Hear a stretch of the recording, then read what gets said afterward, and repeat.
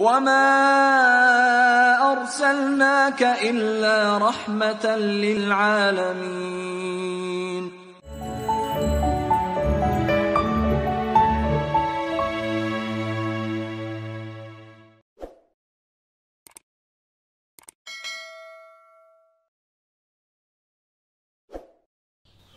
Assalamualaikum warahmatullahi wabarakatuh.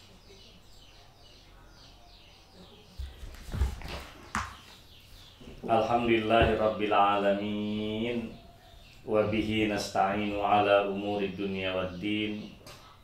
Wassalatu wassalamu ala Rasulillah sayyidil awwalin wal akhirin nabiyyina wa imamina wa qa'idina wa syafi'ina wa ala alihi wa sahbihi ajma'in. Subhanaka la ilma lana illa ma 'allamtana innaka antal alimul hakim. Jemaah sekalian, alhamdulillah kita dapat meneruskan kajian pada pagi hari ini. Kita sama-sama secara ruhiyah merasakan kebersamaan Rasulullah Sallallahu Alaihi Wasallam dengan selalu berikhtiar untuk tetap istiqamah pada ajaran beliau yang memberikan jaminan bagi kita semua untuk selamat di dunia dan selamat di akhirat. Mudah-mudahan kita selalu tetap semangat, sehat, dan jangan lupa satu lagi untuk selalu menjaga kesehatan. Membaca berita hari-hari ini, tamu kita COVID-19 semakin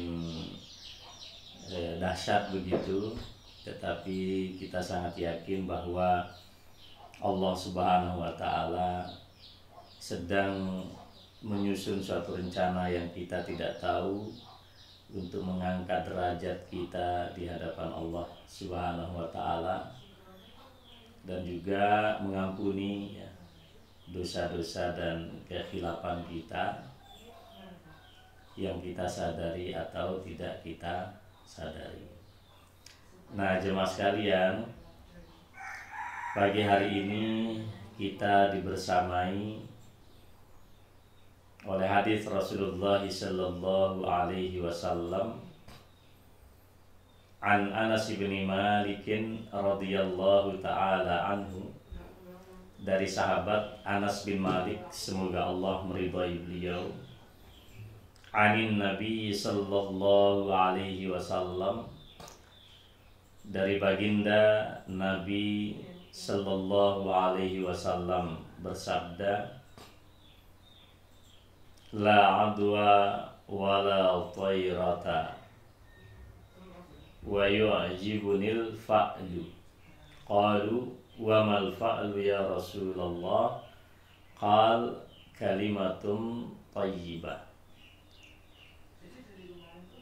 Artinya, kalau kita terjemahkan ke dalam bahasa Indonesia, tidak ada suatu penyakit yang menular, tidak ada suatu kesialan, dan yang mengagumkan buat saya, kata Rasulullah Sallallahu Alaihi Wasallam, adalah al-fa'lu.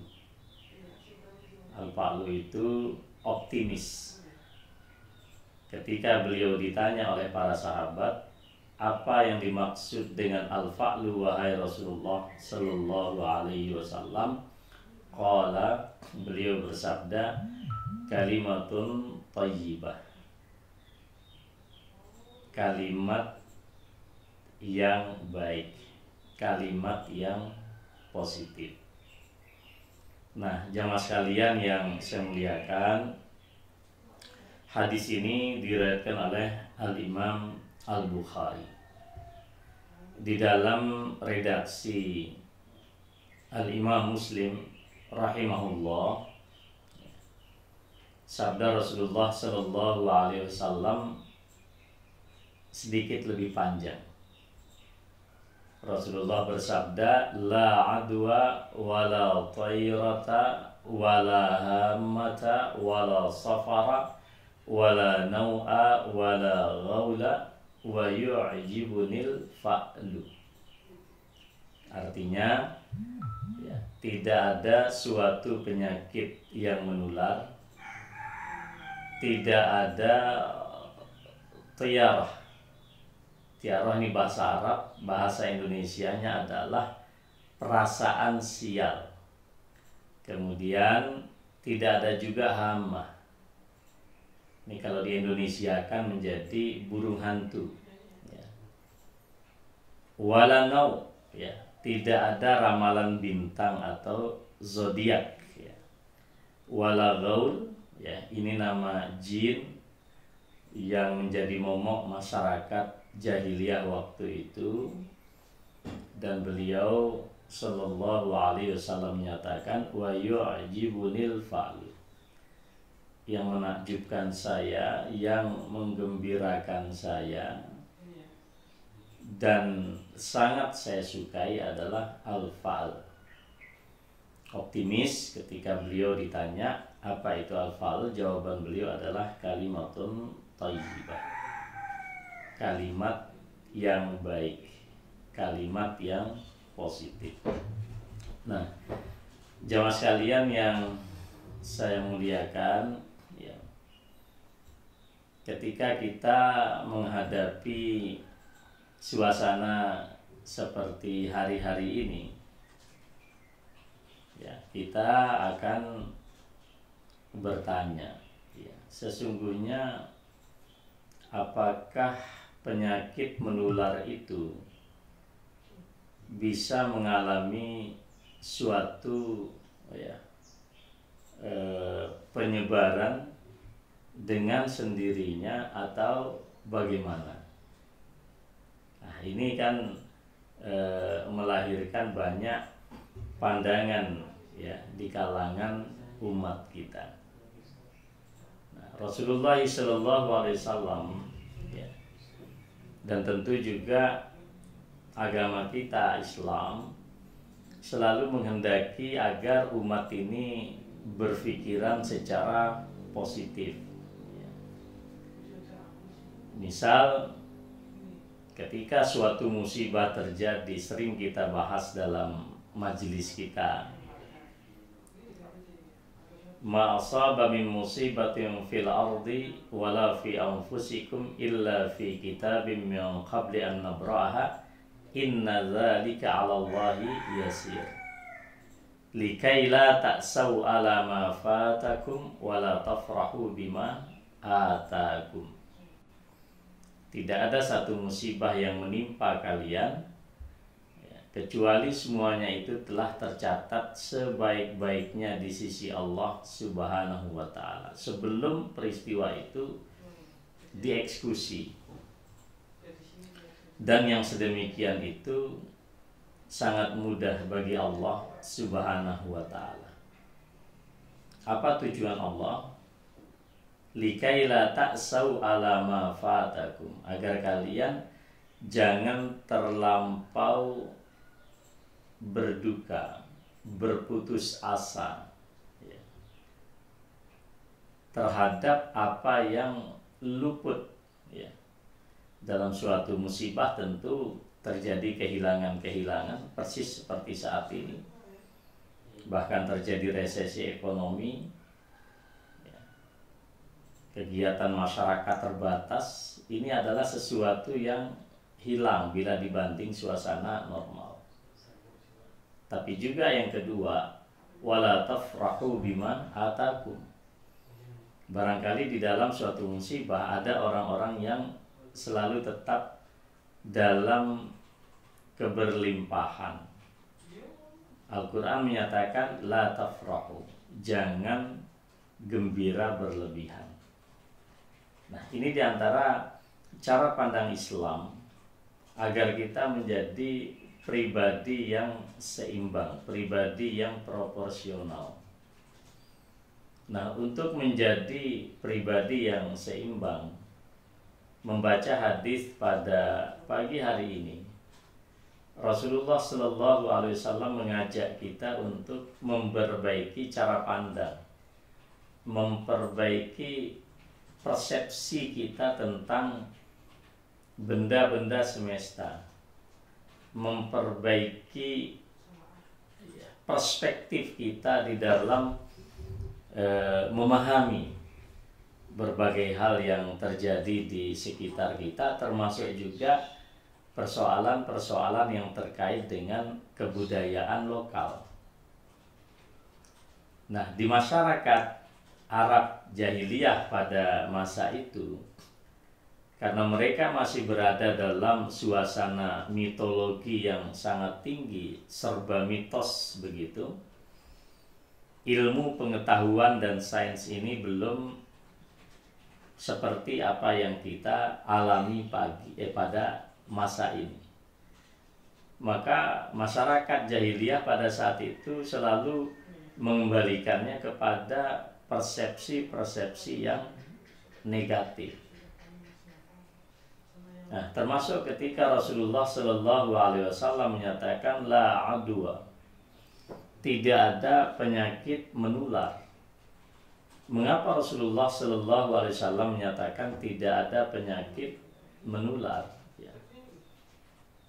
Para ulama kita memberikan penjelasan yang sangat menarik. Tidak ada penyakit menular. Ini juga harus dipahami dengan baik. Ya.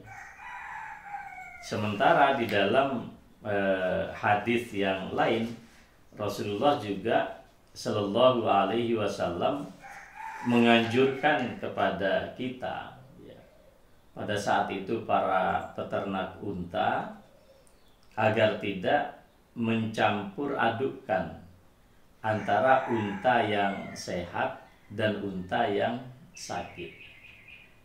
Nah, membaca kedua hadis ini, satu sisi Rasulullah menyatakan tidak ada penyakit menular, tetapi di dalam anjuran yang lain kok ada larangan untuk mencampur unta yang sehat dan unta yang sakit. Nah, sekilas terjadi pertentangan di dalam redaksi hadis ini. Tetapi jemaah sekalian yang saya muliakan, kalau kita membaca keterangan para ulama, maka tidaklah mungkin suatu kontradiksi terjadi antara dua hadis, apalagi kedua hadis itu sama validnya, sama sahihnya. Ya. Bahkan kalau ada suatu kontradiksi hadis, nanti para ulama itu akan melakukan penelusuran sampai mereka nanti bisa memutuskan, oh, hadis yang pertama adalah hadis yang sudah didelete hukumnya, lalu diganti hukumnya dengan hadis yang mutaakhir. Nah, ini nasikh dan mansukh ya disebut. Ada hukum yang ditetapkan terdahulu, lalu dikatakan oleh Rasulullah dalam penjelasan, kemudian terjadi kontradiksi, maka yang berlaku adalah hadis yang datang kemudian. Yang bisa kita lakukan juga jemaah sekalian itu melakukan kompromi seperti hadis tadi. Satu sisi Rasulullah menyatakan tidak ada tidak ada penyakit menular, tapi satu sisi ada larangan untuk mencampur adukan antara yang unta yang sakit dan unta yang sehat. Nah, yang kita lakukan bukan menghadap-hadapkan kedua hadis ini, tetapi memberikan makna yang proporsional pada konteksnya masing-masing. Inilah yang dikatakan dengan mengkompromikan hadis yang seolah-olah redaksinya itu kontradiktif. Ya. Karena itu diantara penjelasan para ulama, Al-Imam Al-Hafidh Ibnu Hajar Al-Asqalani, ya, beliau menyatakan ya, bahwa yang dimaksud oleh Rasulullah tidak ada penyakit menular adalah penyakit yang dipersepsikan oleh masyarakat jahiliyah pada saat itu betul-betul penyakitnya yang menular. Artinya mereka tidak pernah menghubungkan antara penyakit sebagai sebuah fenomena alamiah yang terjadi dengan kekuasaan Allah Subhanahu wa taala. Jadi seolah-olah misalnya Covid ini dia bekerja sendirinya dan tidak ada relasinya dengan Allah Subhanahu wa taala. Nah, jadi ada paham seperti itu, ya. Oleh karena itu yang dimaksudkan oleh Rasulullah adalah mengkritisi persepsi masyarakat jahiliyah seolah-olah penyakit itu menular dengan sendirinya tanpa adanya intervensi Allah Subhanahu wa taala. Nah, ini dulu yang dikoreksi oleh Rasulullah sallallahu alaihi wasallam. Dengan demikian, ya, ketika kita membaca hadis yang kedua tadi, janganlah mencampur antara unta yang sehat dan unta yang sakit. Itu artinya adalah bahwa suatu penyakit menular, ya, dia memiliki cara kerja yang bersifat alamiah. Maka ketika satu unta misalnya dikumpulkan oleh para sahabat, ya, di satu tempat, lalu unta yang sehat juga di satu tempat yang sama begitu, lalu unta yang satu menularkan kepada unta yang lain, ya, unta yang kedua ini menularkan kepada yang lain lagi, dan seterusnya, sampai Rasulullah mengatakan kepada para sahabat, kalau antara unta itu dapat saling menularkan, antara unta 1, 2, 3 dan seterusnya, maka pertanyaan Rasulullah SAW, faman a'dal awal, lalu siapa yang menularkan penyakit yang pertama kali? Nah, jadi samalah dengan kita pada hari ini, banyak masyarakat di dunia berdebat. Misalnya tempatnya di Wuhan, oke lah itu penyakit teridentifikasi di Wuhan. Pertanyaannya dalam perspektif akidah adalah, lalu siapa yang pertama kali? Apakah itu ada bocoran dari laboratorium atau apa begitu? Tapi pertanyaan imannya adalah, lalu siapa yang pertama kali? Apakah virus ini terjadi begitu saja tanpa intervensi suatu kekuasaan Allah Subhanahu wa taala? Nah, jamaah sekalian yang saya muliakan, ini Rasulullah SAW sedang memperbaiki cara pandang kita agar kita tidak terjebak pada pandangan-pandangan yang menegasikan, yang menafikan kekuasaan Allah terhadap semua peristiwa yang ada di alam ini. Apapun yang terjadi, jangankan virus yang sedahsyat ini, bahkan tidak ada satu dedaunan yang jatuh dari dahan, dari ranting satu pohon, kecuali itu berada di bawah kontrol ilmu Allah Subhanahu wa ta'ala.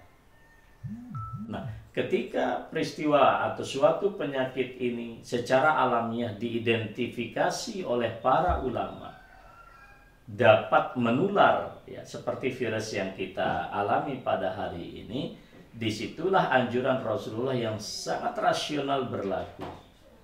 Kalau dulu para penggembala unta, jangan campurkan unta yang sakit dengan yang sehat. Samalah dengan kita sekarang ini, larilah kalian dari satu penyakit kusta seperti kalian lari daripada singa. Sama juga dengan keterangan yang kita dapatkan ketika Umar bin Khattab radhiyallahu ta'ala an membatalkan rencana inspeksi beliau ke Syam karena di situ sedang terjadi suatu wabah penyakit menular. Lalu mereka kembali ke Madinah. Sama juga dengan anjuran Rasulullah SAW tentang karantina wilayah. Yang ada di daerah wabah jangan keluar, kata baginda Rasulullah. Yang ada di luar jangan masuk ke dalam daerah wabah. Nah, jadi jamaah sekalian yang saya muliakan, ini cara pandang Rasulullah yang menurut saya sangat futuristik, sangat berwawasan masa depan. Meskipun pada saat itu ilmu pengetahuan tidak secanggih yang kita dapatkan sekarang, tetapi yang beliau lakukan adalah bagaimana agar umat kita ini kita semua sebagai umat Rasulullah SAW punya cara pandang yang benar, punya cara pandang yang proporsional. Ya, maka perhatikanlah pada kepanjangan hadis berikutnya itu walau tayra. Jadi dulu orang-orang musyrik di Mekah kalau ingin bepergian, mereka itu menebak nasib ini sial atau tidak dengan menggunakan media burung. Burung itu diterbangkan, kalau nanti burung itu terbang ke kanan, oh ini baik, kalau terbang ke kiri ini buruk misalnya. Demikian pula mereka mengenal satu burung yang kalau kita sederhanakan itu maknanya adalah burung hantu. Nanti jika suatu burung ini terbang di rumah si fulan misalnya, maka itu akan mendatangkan kesialan. Ya. Jadi jamaah sekalian yang saya muliakan, bintang yang kemudian melahirkan ilmu astronomi, ya, bukan ilmu astrologi, ya, tapi astronomi, itu memang dinyatakan oleh baginda Rasulullah Sallallahu Alaihi Wasallam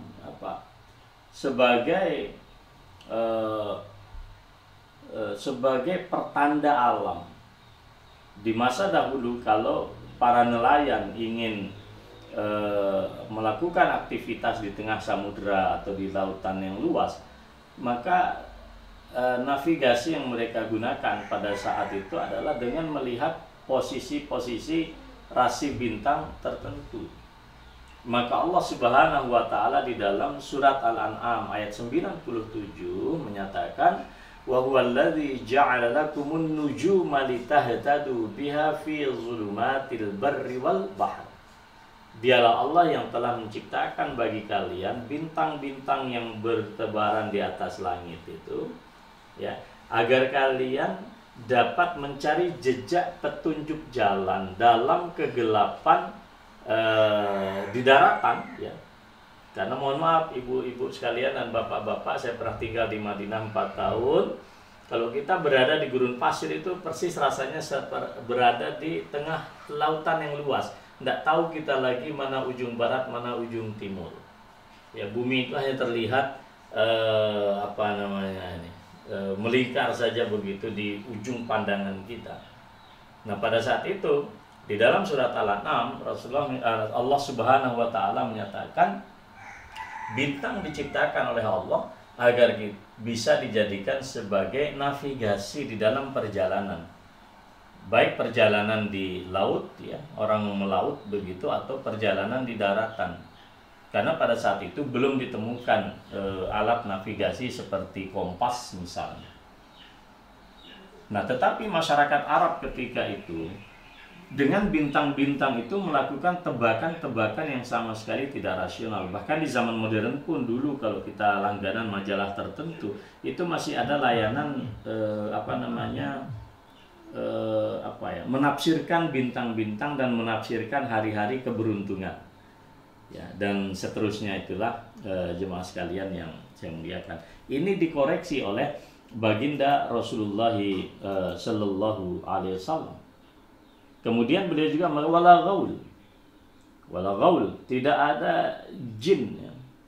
Ini masyarakat Arab ketiga itu sangat terganggu, ya, seolah-olah ada satu personifikasi dari makhluk halus yang akan melakukan macam-macam gitu terhadap kehidupan mereka. Nah, ini juga dinafikan oleh Rasulullah SAW. Nah, dari kesemua yang dinegasikan oleh Rasulullah, kemudian Rasulullah memberikan satu sikap pandang yang sangat menarik. Beliau mengatakan di dalam hadis ini, wa yu'jibunil fa'lu. Yang sangat aku sukai, yang sangat membanggakanku adalah menakjubkanku, kata beliau, al-fa'lu. Yang kalau kita buka kamus leksikal artinya adalah optimisme. Sikap optimis.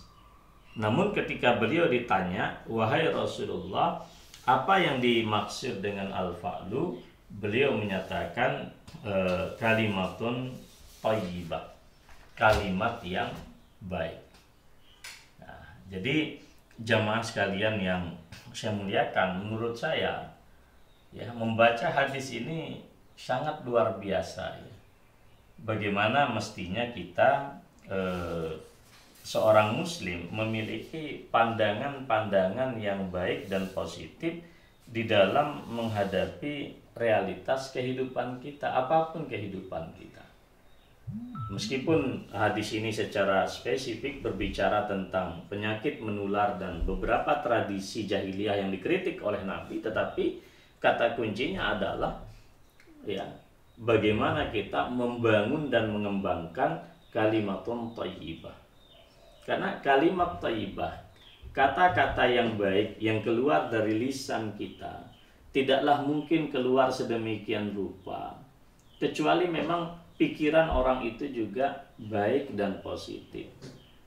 Nah, pikiran orang yang baik dan positif tidak mungkin juga ya terjadi kecuali orang-orang itu yang qalbun salim ya. Qalbunya ini bersih, qalbunya ini lurus ya. Karena Rasulullah SAW juga menyatakan di dalam suatu hadisnya, lisan kita ini ibarat teko, maka teko itu akan mengeluarkan apa yang ada di dalam perutnya. Kalau teh, keluarlah teh. Kalau madu, keluarlah madu. Kalau kopi, keluar punya kopi ya. Susu, keluarnya susu. Nauzubillah, kalau isinya racun pun dia akan mengeluarkan racun. Maka kalimat thayyibah ini, kata yang baik ini sangat mempengaruhi kehidupan kita. Sampai-sampai Rasulullah SAW menyatakan di dalam suatu hadis beliau yang sahih, pada setiap matahari terbit ya, semua organ tubuh kita ini melakukan suatu pembicaraan di antara organ ini.